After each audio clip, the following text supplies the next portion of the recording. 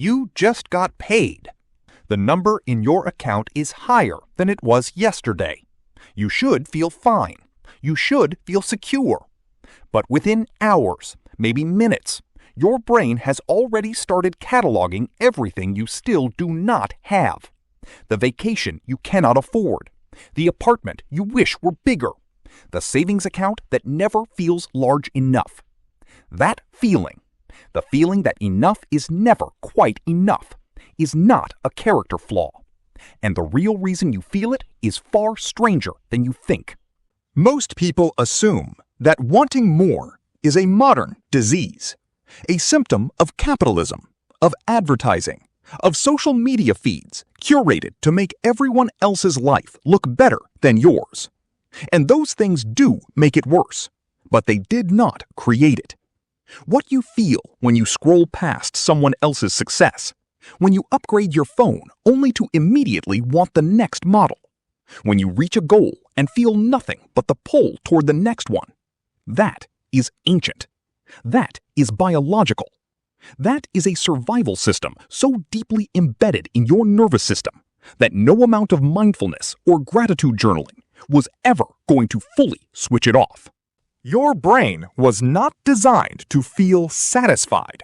It was designed to keep wanting, and that distinction changes everything. Psychologist Lawrence Steinberg, whose research on motivation and reward spans decades, describes the human brain's wanting system as fundamentally asymmetrical. The part of your brain that generates desire is far more powerful, far more persistent, and far more ancient than the part that generates satisfaction. Desire is loud. Satisfaction is quiet. And quiet things do not survive in an evolutionary arms race where the loudest signal usually wins.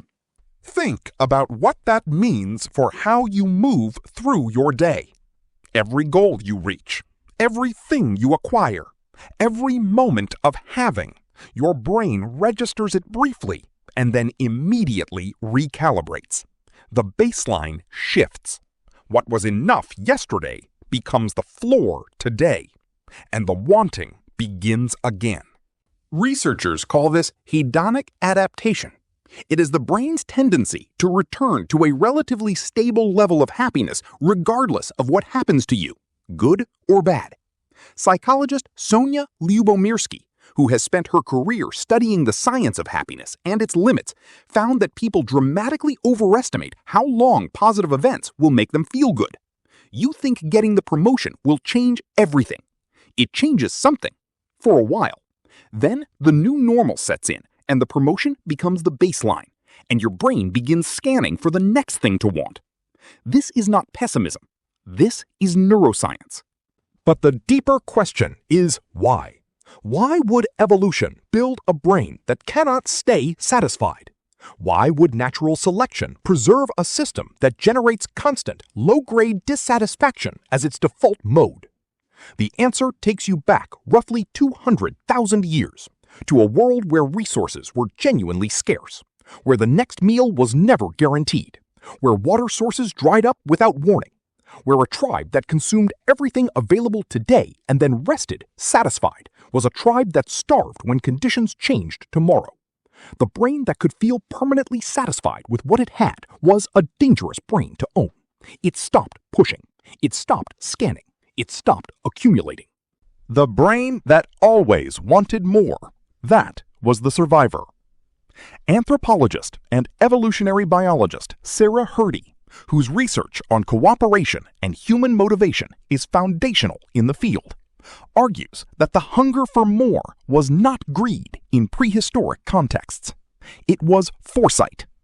The ancestor who gathered extra tubers when the gathering was good, who stored more than they needed in the moment, who pushed for more territory, more allies, more resources. That ancestor survived the lean months. Their genes survived. Their children survived. And their insatiable wanting passed down through the generations until it arrived, fully intact, inside you. You are not greedy. You are descended from the ones who were greedy enough to survive.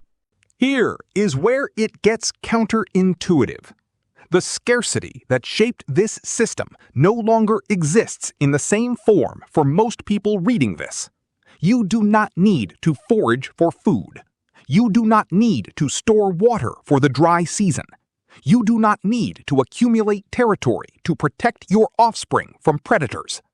The environmental pressures that made the wanting brain such a survival advantage have largely disappeared from the modern world.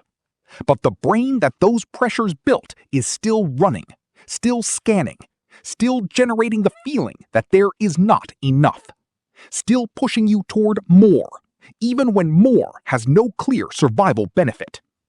Neuroscientist Kent Berridge at the University of Michigan spent years mapping the brain's wanting and liking systems and discovered something that should fundamentally change how you think about desire. The system that generates wanting and the system that generates liking are neurologically separate. They run on different circuits. And crucially, the wanting system, driven largely by dopamine, can run almost completely independently of the liking system. You can intensely want something you know you will not enjoy. You can work obsessively toward a goal that you suspect will leave you empty.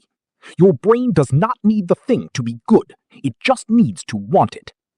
Berridge called this distinction incentive salience, the way certain stimuli become magnetically compelling, not because they deliver pleasure, but because the brain has learned to associate them with the possibility of reward.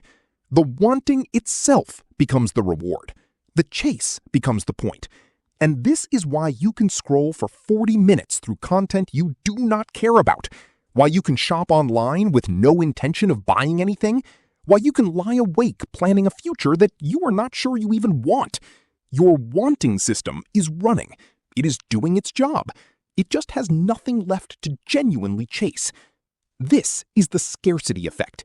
The brain built for a world of genuine scarcity, now operating in a world of relative abundance, generates the feeling of scarcity internally because it has no external shortage left to respond to. And the modern world is extraordinarily good at feeding that system without ever satisfying it. Every notification is a small dopamine cue. Every product recommendation is a signal that something better exists just beyond your current reach. Every social media post from someone with more money, more beauty, more adventure, more followers, activates the comparative social ranking system that your ancestors used to monitor their standing within the tribe. Your brain registers every one of those signals as information, as evidence that you are not quite there yet, as a reason to keep wanting. The system is working exactly as designed, and it is making you miserable. So what do you do with this? The wanting will not stop.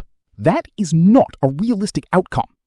The neuroscience does not offer a cure, but it offers something more useful, a map. And when you have a map of the terrain, you can navigate it more deliberately. Understanding that the wanting is structural, not personal, is the first shift. The dissatisfaction you feel after a purchase, after a promotion, after a milestone, that is not a signal that you made the wrong choice or that you are fundamentally broken. It is a predictable output of a system that was never designed to produce lasting contentment. When you know that, you stop chasing the feeling of enough, and you start building a life around something the wanting system cannot touch. Meaning, depth, connection, purpose, things that do not register as achievements on the scarcity meter, because they were never part of that calculation to begin with. Your ancestors wanted more because more kept them alive. You want more because you carry their brain. But you also carry something they did not have: the ability to look at that brain, understand what it is doing, and choose what to do next. You just got paid. The number in your account is higher than it was yesterday. Your brain has already started cataloging everything you still do not have. Now you know why. And knowing why is the beginning of something your ancestors never had the luxury to find: enough.